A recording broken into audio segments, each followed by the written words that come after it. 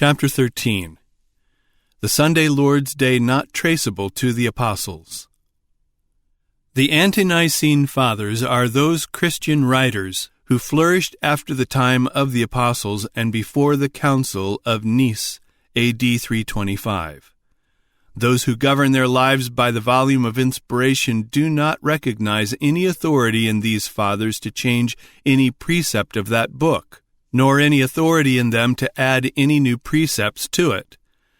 But those whose rule of life is the Bible as modified by tradition regard the early fathers of the Church as nearly or quite equal in authority with the inspired writers.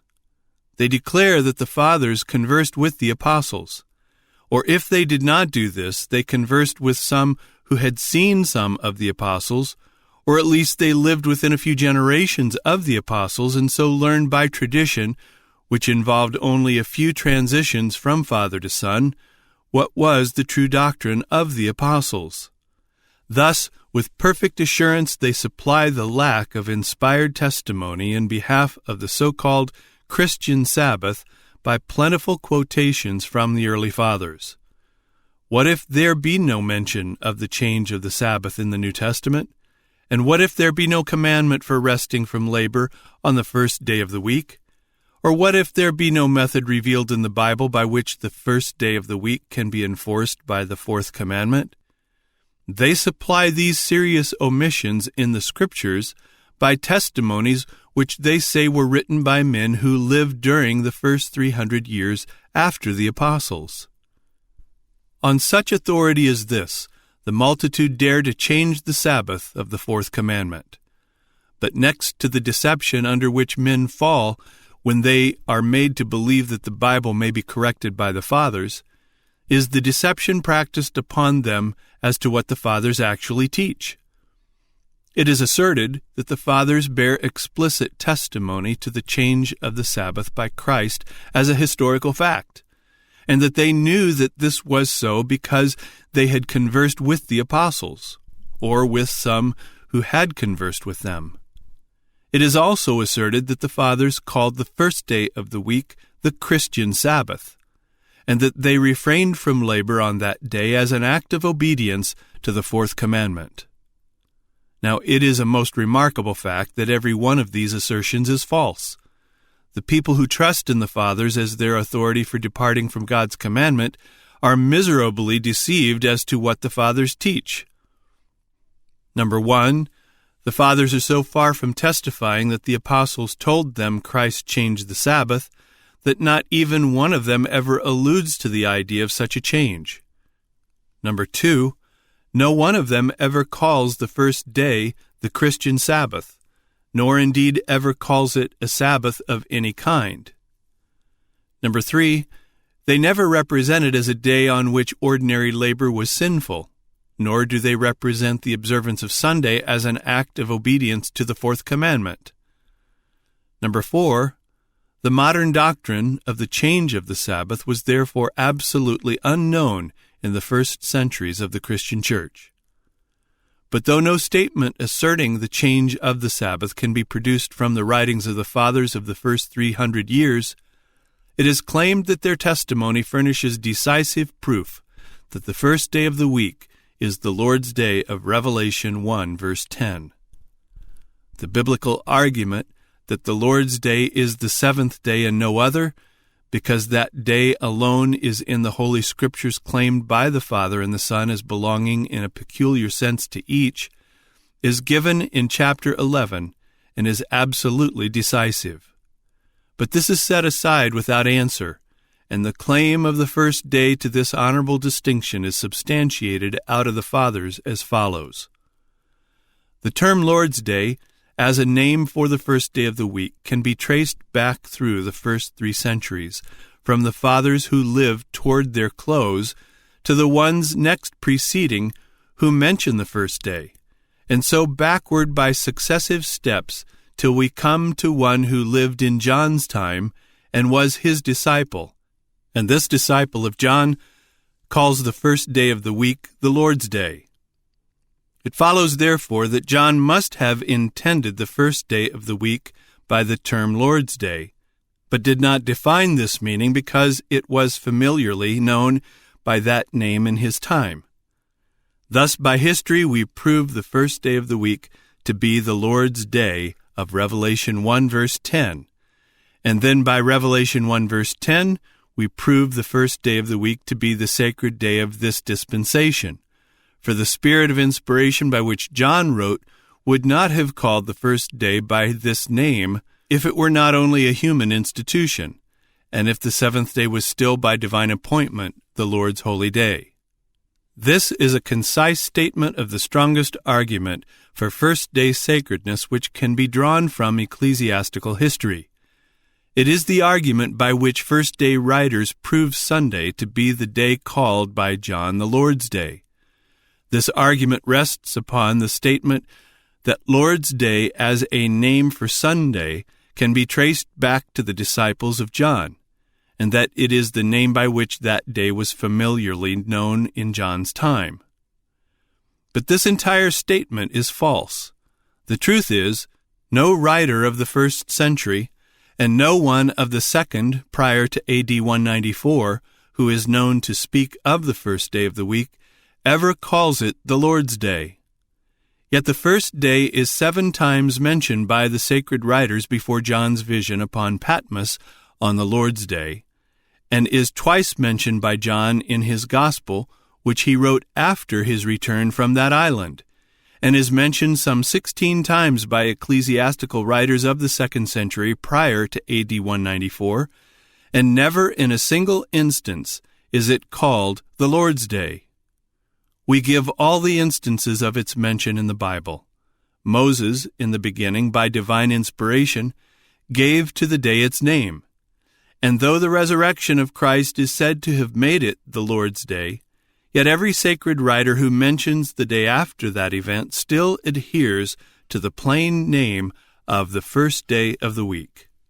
Here are all the instances in which the inspired writers mention the day. Moses, BC 1490.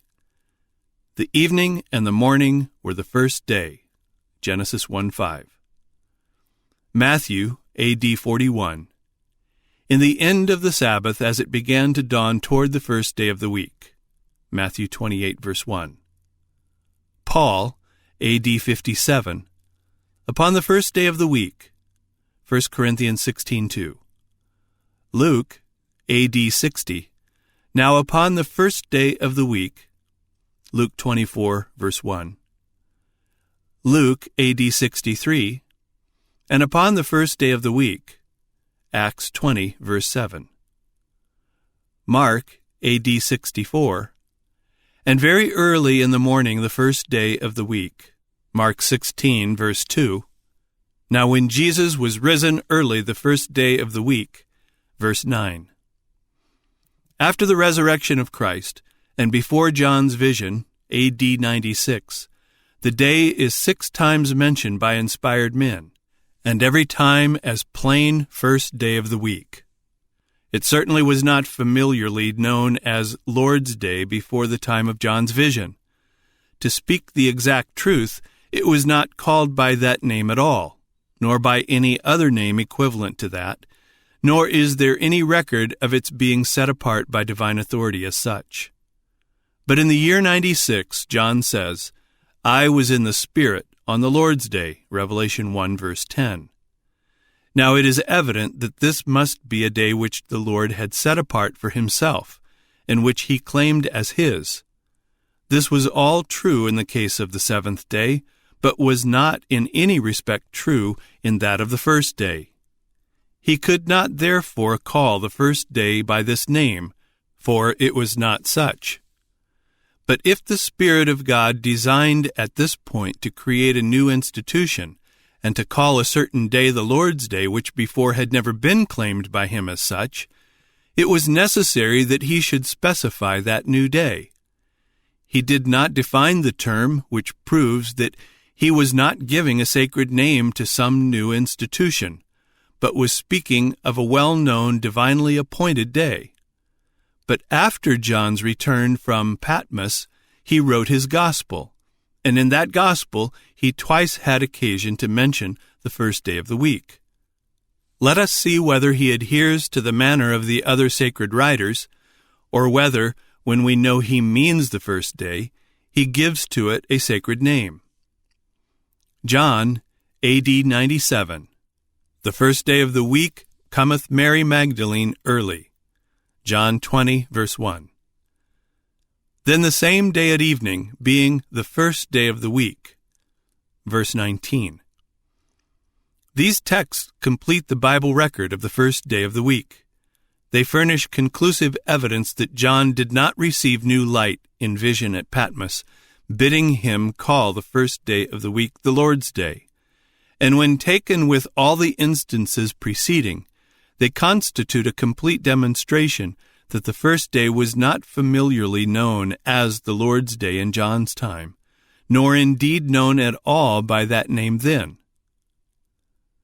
Let us now see whether Lord's Day as a title for the first day can be traced back to John by means of the writings of the Fathers. The following is a concise statement of the testimony by which the Fathers are made to prove that John used the term Lord's Day as a name for the first day of the week. A chain of 7 successive witnesses, commencing with one who was the disciple of John and extending forward through several generations, is made to connect and identify the Lord's Day of John with the Sunday Lord's Day of a later age. Thus Ignatius, the disciple of John, is made to speak familiarly of the first day as the Lord's Day. This is directly connecting the Fathers and the Apostles. Then the epistle of Pliny, A.D. 104, in connection with the Acts of the Martyrs, is adduced to prove that the martyrs in his time and forward were tested as to their observance of Sunday, the question being, quote, "Have you kept the Lord's Day?" Close quote. Next, Justin Martyr, A.D. 140, is made to speak of Sunday as the Lord's Day. After this, Theophilus of Antioch, A.D. 168, is brought forward to bear a powerful testimony to the Sunday Lord's Day. Then Dionysius of Corinth, A.D. 170, is made to speak to the same effect. Next, Melito of Sardis, A.D. 177, is produced to confirm what the others have said. And finally, Irenaeus, A.D. 178, who had been the disciple of Polycarp, who had been the disciple of John the Apostle, is brought forward to bear a decisive testimony in behalf of Sunday as the Lord's Day and the Christian Sabbath. These are the first 7 witnesses who are cited to prove Sunday the Lord's Day. They bring us nearly to the close of the 2nd century. They constitute the chain of testimony by which the Lord's Day of the Apostle John is identified with the Sunday Lord's Day of later times. First-day writers present these witnesses as proving positively that Sunday is the Lord's Day of the Scriptures, and the Christian Church accepts this testimony in the absence of that of the inspired writers. But the folly of the people and the wickedness of those who lead them may be set forth in one sentence. The first, second, third, fourth, and 7th of these testimonies are inexcusable frauds, while the 5th and 6th have no decisive bearing upon the case. Number 1, Ignatius, the first of these witnesses, it is said, must have known Sunday to be the Lord's Day, for he calls it such, and had conversed with the Apostle John. But in the entire writings of this father, the term Lord's Day does not once occur, nor is there in them all a single mention of the first day of the week. The reader will find a critical examination of the epistles of Ignatius in chapter 14 of this history. Number 2, it is a pure fabrication that the martyrs in Pliny's time, about A.D. 104 and thence onward, were tested by the question whether they had kept the Sunday Lord's Day. No question at all resembling this is to be found in the words of the martyrs till we come to the 4th century, and then the reference is not at all to the first day of the week. This is fully shown in chapter 15. Number 3, The Bible Dictionary of the American Tract Society, page 379, brings forward the third of these Sunday Lord's Day witnesses in the person of Justin Martyr, A.D. 140. It makes him call Sunday the Lord's Day by quoting him as follows. Quote, Justin Martyr observes that on the Lord's Day all Christians in the city or country meet together because that is the day of our Lord's resurrection. Close quote. But Justin never gave to Sunday the title of Lord's Day, nor indeed any other sacred title. Here are his words correctly quoted. Quote, And on the day called Sunday, all who live in cities or in the country gather together in one place, and the memoirs of the apostles or the writings of the prophets are read as long as time permits. Close quote. Justin speaks of the day called Sunday, but that he may be made to help establish its title to the name of Lord's Day, his words are deliberately changed. Thus the third witness to Sunday as the Lord's Day, like the first and the second, is made such by fraud. But the fourth fraud is even worse than the three which precede. Number 4. The fourth testimony to the Sunday Lord's Day is furnished in Dr. Justin Edwards' Sabbath Manual, page 114. Quote, Theophilus, Bishop of Antioch, about A.D. 162 says, Both custom and reason challenge from us that we should honor the Lord's Day, seeing on that day it was that our Lord Jesus completed his resurrection from the dead. Close quote. Dr. Edwards does not pretend to give the place in Theophilus where these words are to be found. Having carefully and minutely examined every paragraph of the writings of Theophilus several times over, I state emphatically that nothing of the kind is to be found in that writer. He never uses the term Lord's Day, and he does not even speak of the first day of the week. These words, which are so well adapted to create the impression that the Sunday Lord's Day is of apostolic institution, are put into his mouth by the falsehood of someone. Here are 4 frauds, constituting the first 4 instances of the alleged use of Lord's Day as a name for Sunday. Yet it is by means of these very frauds that the Sunday Lord's Day of later ages is identified with the Lord's Day of the Bible. Somebody invented these frauds. The use to which they are put plainly indicates the purpose for which they were framed. The title, the Lord's Day, must be proved to pertain to Sunday by apostolic authority. For this purpose, these frauds were a necessity. The case of the Sunday Lord's Day may be fitly illustrated by that of the long line of popes. Their apostolic authority as head of the Catholic Church depends on their being able to identify the Apostle Peter as the first of their line, and to prove that his authority was transmitted to them. There is no difficulty in tracing back their line to the early ages, though the earliest Roman bishops were modest, unassuming men, wholly unlike the popes of after times. But when they come to make Peter the head of their line, and to identify his authority and theirs, they can do it only by fraudulent testimonials. And such is the case with first-day observance.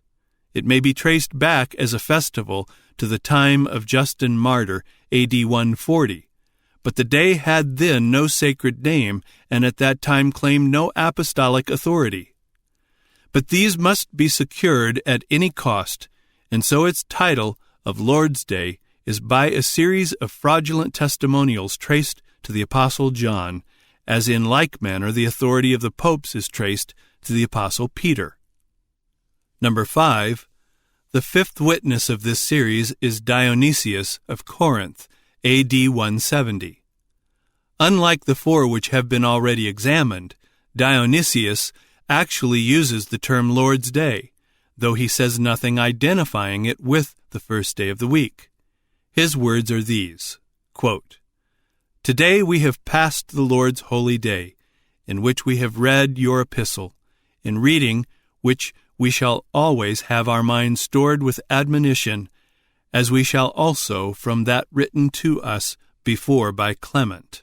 Close quote.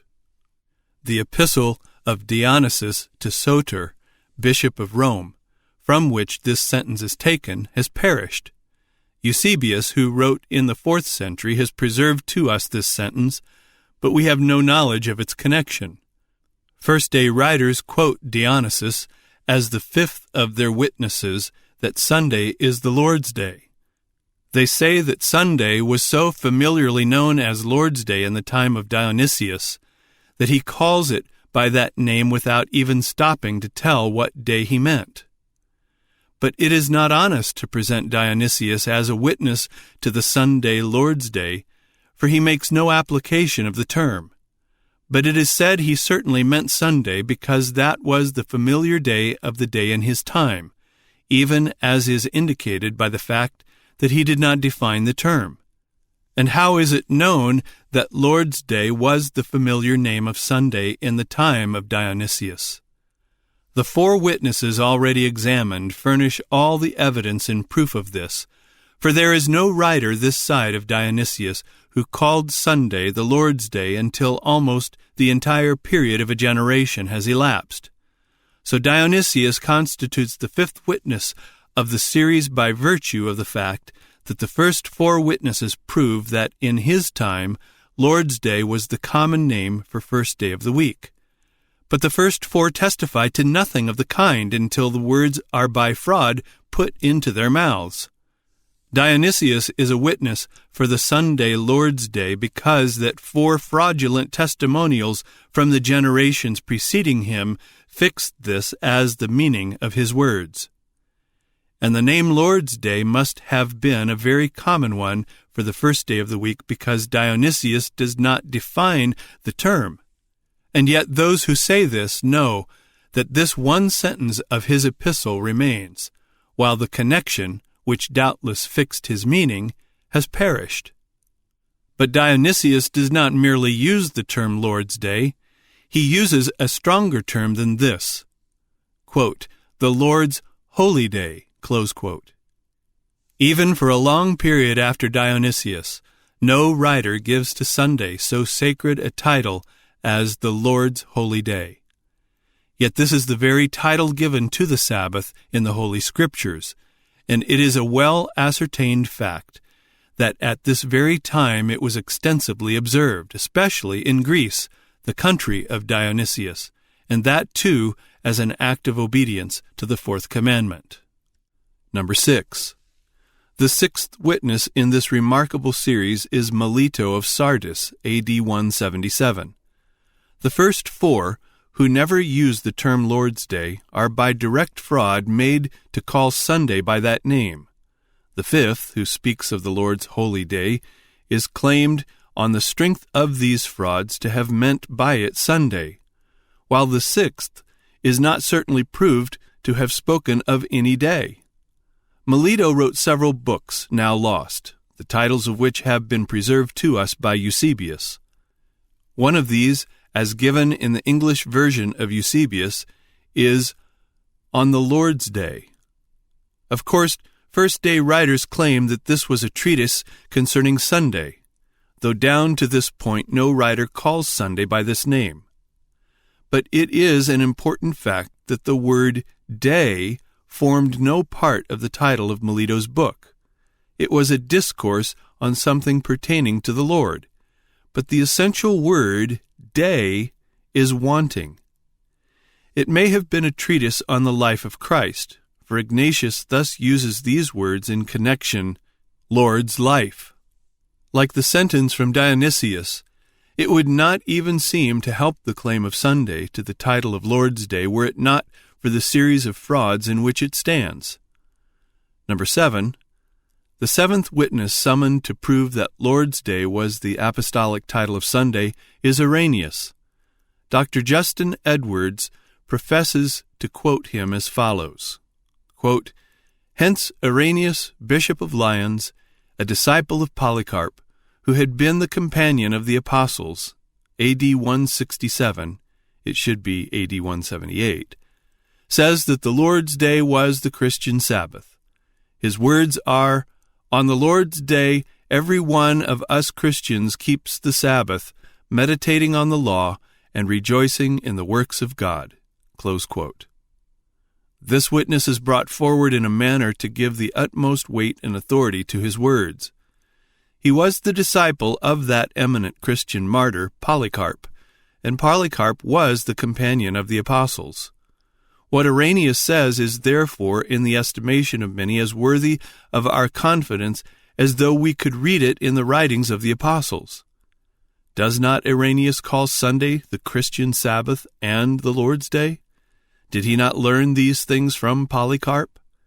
And did not Polycarp get them from the fountainhead? What need have we of further witness that Lord's Day is the apostolic name for Sunday?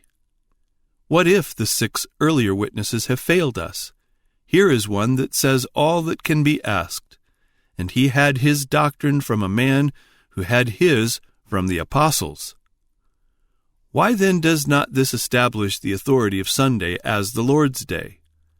The first reason is that neither Irenaeus nor any other man can add to or change one precept of the Word of God on any pretense whatever. We are never authorized to depart from the words of the inspired writers on the testimony of men who conversed with the apostles, or rather, who conversed with some who had conversed with them. But the second reason is that every word of this pretended testimony of Irenaeus is a fraud. Nor is there a single instance in which the term Lord's Day is to be found in any of his works, nor in any fragment of his works preserved in other authors. And this completes the 7 witnesses by whom the Lord's Day of the Catholic Church is traced back to and identified with the Lord's Day of the Bible. It is not till A.D. 194, 16 years after the latest of these witnesses, that we meet the first instance in which Sunday is called the Lord's Day. In other words, Sunday is not called the Lord's Day till 98 years after John was upon Patmos, and 163 years after the resurrection of Christ. But is not this owing to the fact that the records of that period have perished? By no means, for the day is 6 times mentioned by the inspired writers between the resurrection of Christ, A.D. 31, and John's vision upon Patmos, A.D. 96.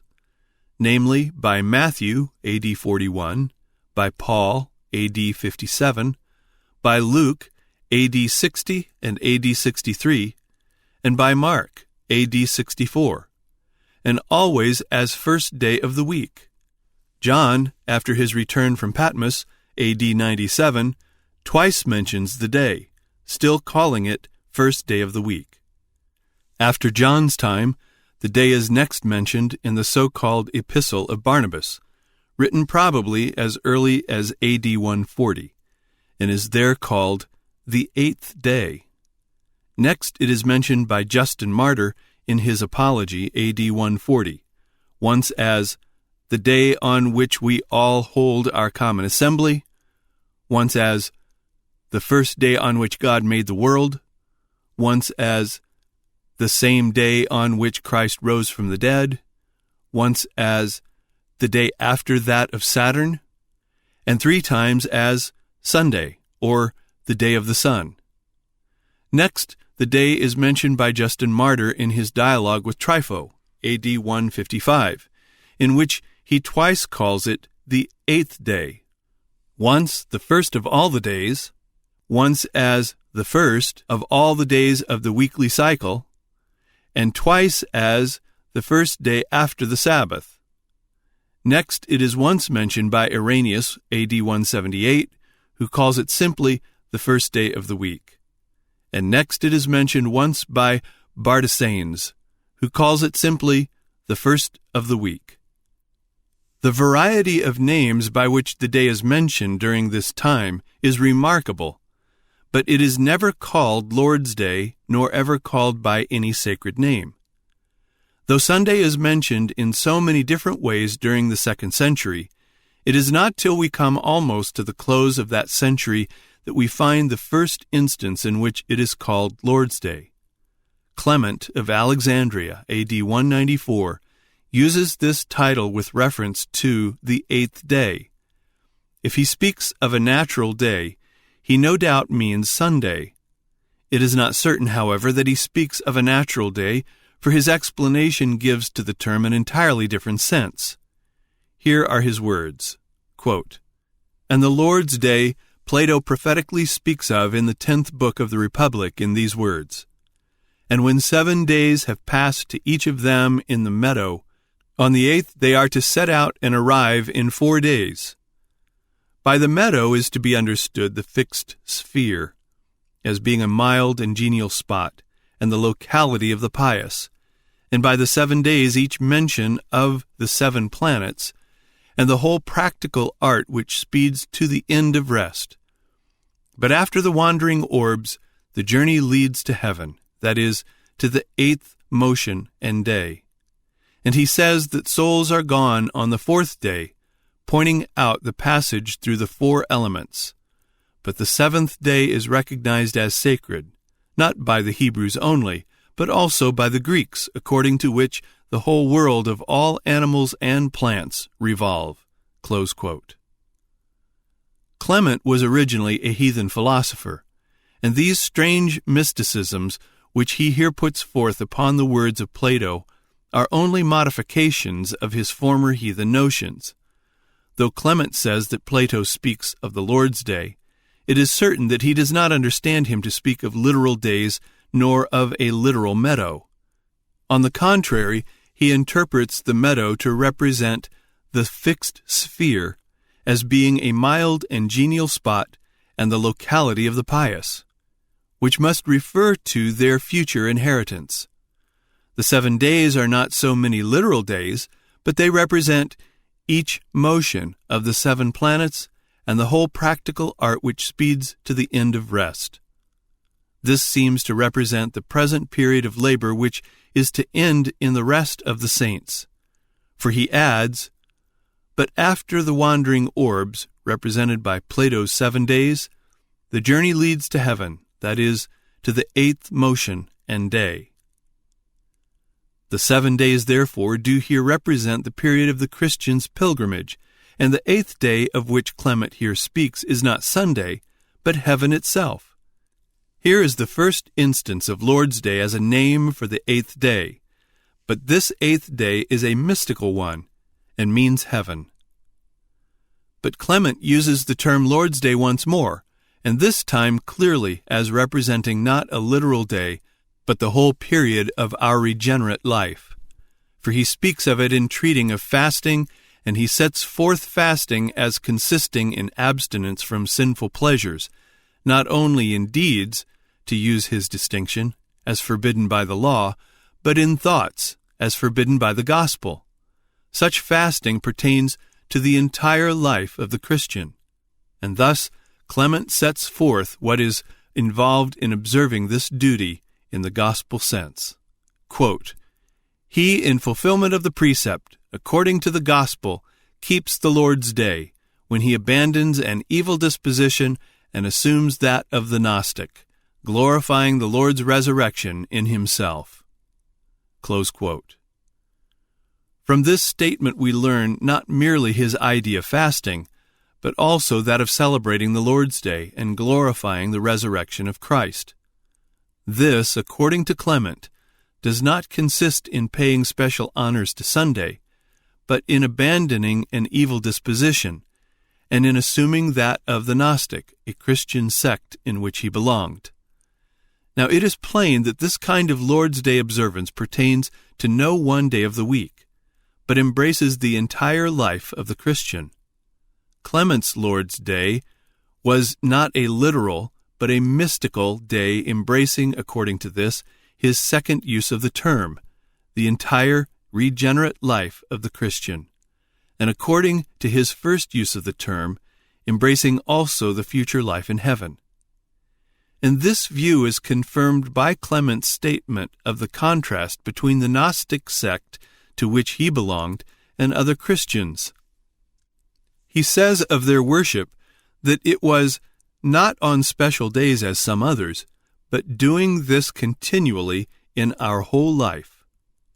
And he speaks further of the worship of the Gnostic, that it was not in a specified place or selected temple or at certain festivals and on appointed days, but during his whole life.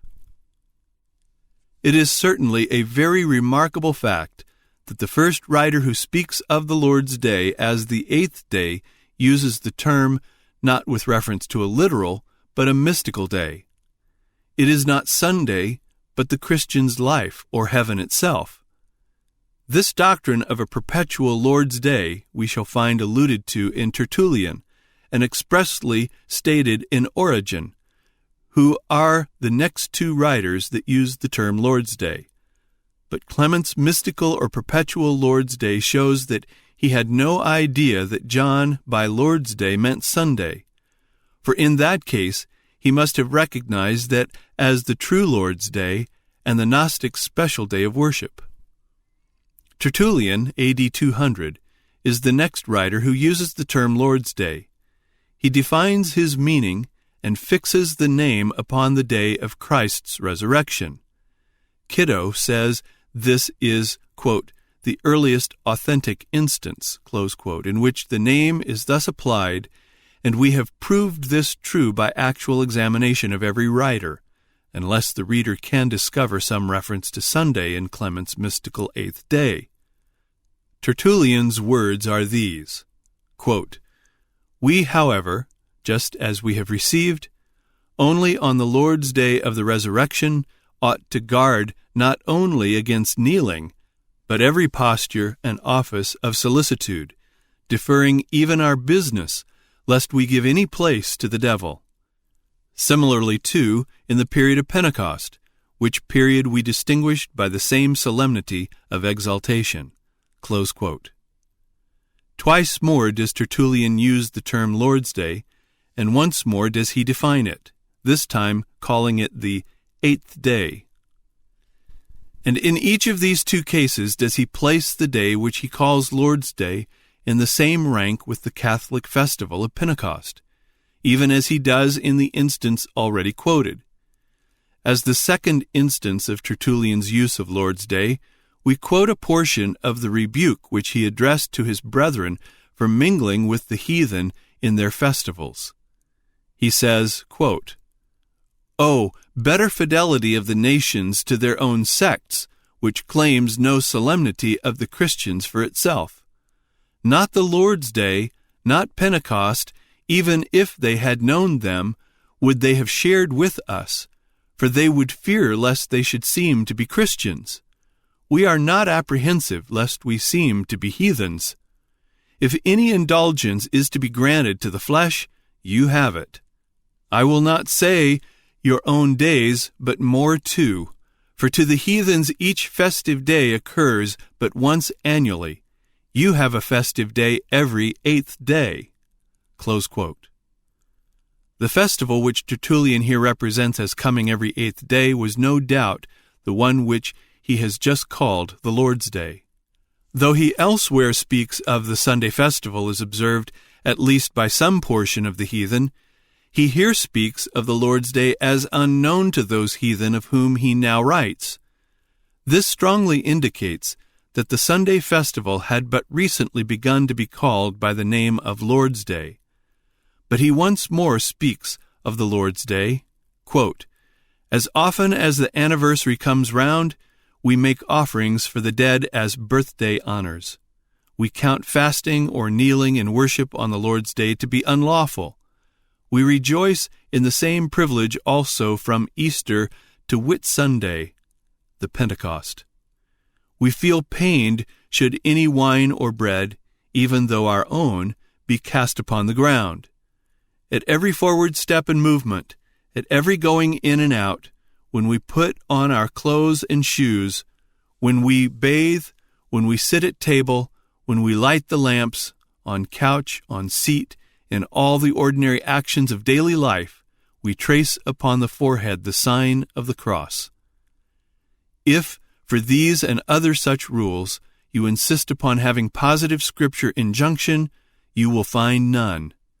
Tradition will be held forth to you as the originator of them, custom as their strengthener, and faith as their observer. That reason will support tradition and custom and faith, you will either yourself perceive or learn from someone who has." Close quote. This completes the instances in which Tertullian uses the term Lord's Day, except a mere allusion to it in his discourse on fasting. It is very remarkable that in each of the three cases he puts it on a level with the festival of Whit Sunday or Pentecost. He also associates it directly with offerings for the dead and with the use of the sign of the cross. When asked for authority from the Bible for these things, he does not answer, "We have the authority of John for the Lord's Day, though we have nothing but tradition for the sign of the cross and offerings for the dead." On the contrary, he said there was no scripture injunction for any of them. If it be asked, how could the title of Lord's Day be given to Sunday except by tradition derived from the apostles? The answer will be properly returned, what was the origin of offerings for the dead? And how did the sign of the cross come into use among Christians? The title of Lord's Day as a name for Sunday is no nearer apostolic than is the sign of the cross and offerings for the dead, for it can be traced no nearer to apostolic times than can these most palpable errors of the great apostasy. Clement taught a perpetual Lord's Day. Tertullian held a similar view, asserting that Christians should celebrate a perpetual Sabbath, not by abstinence from labor, but from sin. Tertullian's method of Sunday observance will be noticed hereafter. Origen, A.D. 231, is the third of the ancient writers who call the eighth day the Lord's Day. He was the disciple of Clement, the first writer who makes this application. It is not strange, therefore, that he should teach Clement's doctrine of a perpetual Lord's Day, nor that he should state it even more distinctly than did Clement himself. Origen, having represented Paul as teaching that all days are alike, continues thus, quote, "If it be objected to us on this subject that we ourselves are accustomed to observe certain days, as for example the Lord's Day, the preparation, the Passover, or Pentecost, I have to answer that to the perfect Christian who is ever in his thoughts, words, and deeds serving his natural Lord, God the Word, all his days are the Lord's, and he is always keeping the Lord's Day." Close quote. This was written some 40 years after Clement had propounded his doctrine of the Lord's Day. The imperfect Christian might honor a Lord's Day which stood in the same rank with the preparation, the Passover, and the Pentecost. But the perfect Christian observed the true Lord's Day, which embraced all the days of his regenerate life. Origen uses the term Lord's Day for two different days. Number one, for a natural day, which in his judgment stood in the same rank with the preparation day, the Passover, and the Pentecost. Number two, for a mystical day, as did Clement, which is the entire period of the Christian's life. The mystical day, in his estimation, was the true Lord's Day.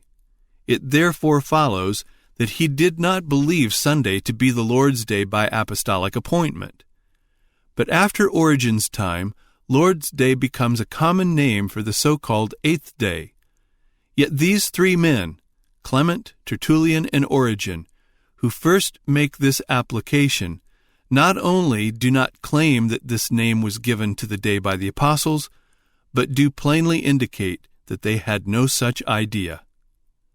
Offerings for the dead and the use of the sign of the cross are found as near to apostolic times as is the use of Lord's Day as a name for Sunday.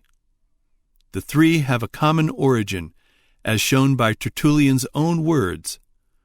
Origen's view of the Sabbath and of the Sunday festival will be noticed hereafter. Such is the case with the claim of Sunday to the title of Lord's Day. The first instance of its use, if Clement be supposed to refer to Sunday, is not till almost 1 century after John was in vision upon Patmos. Those who first call it by that name had no idea that it was such by divine or apostolic appointment, as they plainly show. In marked contrast with this is the Catholic festival of the Passover.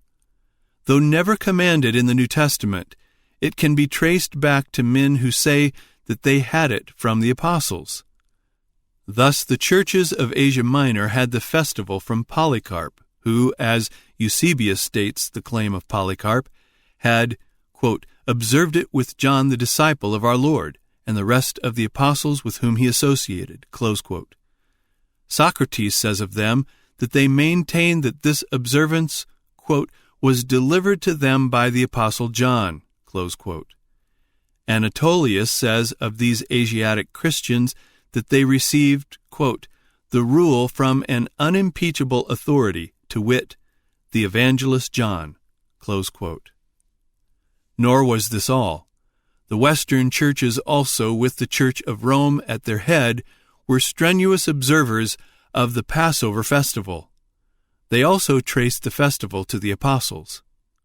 Thus Socrates says of them, quote, the Romans and those in the western parts assure us that their usage originated with the apostles Peter and Paul, close quote.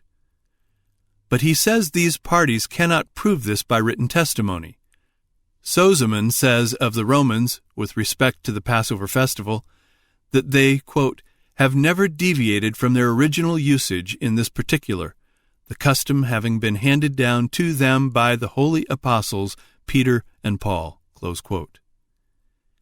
If the Sunday Lord's Day could be traced to a man who claimed to have celebrated it with John and other of the apostles, how confidently would this be cited as proving positively that it is an apostolic institution? And yet this can be done in the case of the Passover festival. Nevertheless, a single fact in the case of this very festival is sufficient to teach us the folly of trusting in tradition. Polycarp claimed that John and other of the apostles taught him to observe the festival on the 14th day of the first month, whatever day of the week it might be, while the elders of the Roman Church asserted that Peter and Paul taught them that it must be observed on the Sunday following Good Friday. The Lord's Day of the Catholic Church can be traced no nearer to John than A.D. 194, or perhaps in strict truth, to A.D. 200, and those who then use the name show plainly that they did not believe it to be the Lord's Day by apostolic appointment. To hide these fatal facts by seeming to trace the title back to Ignatius, the disciple of John, and thus to identify Sunday with the Lord's Day of that apostle, a series of remarkable frauds has been committed which we have had occasion to examine. But even could the Sunday Lord's Day be traced to Ignatius, the disciple of John, it would then come no nearer being an apostolic institution than does the Catholic festival of the Passover, which can be traced to Polycarp, another of John's disciples, who claimed to have received it from John himself.